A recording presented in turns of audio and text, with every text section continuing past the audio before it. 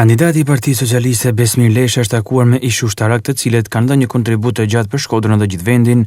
Në këtë takim Lesha vlerësoi rolin e tyre, jo vetëm të fushat, por gjatë gjithë aktivitetit të tyre. Ju jeni në njerëz të ma kyç të 11 majit,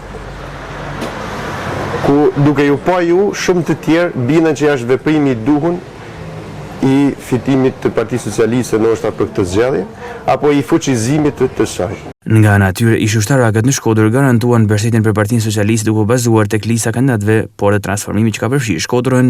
Për faktin se është i grup kandidatës që i pa një losën, që nuk ka mbi kurriz ato brashka që kanë pas të tjerë, kjo është i plus.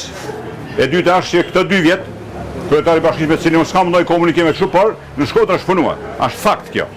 Që në Shkodër është thyrë një kantier që për vite sa ka mund këtu, që nga viti 93, nuk i ka pa Shkodra.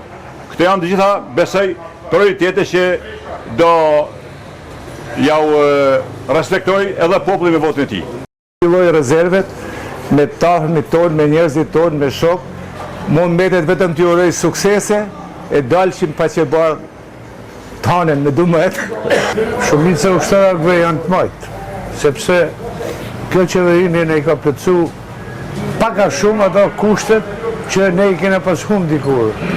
Domethënë një ushtarak sot, nëse do të ishim me një qeveri tjetër që ka kanë, ne do të kishim ka 200.000 lekë pensione. Për herë të parë shikojmë që zgjidhen elementari, jo vetëm në moshë, por në menime, në perspektivë. Dhe ne na i shton shpresat për një ndryshim rrejsore, cilësor, të përfaqësuesve të popullit në organet më të larta të tij.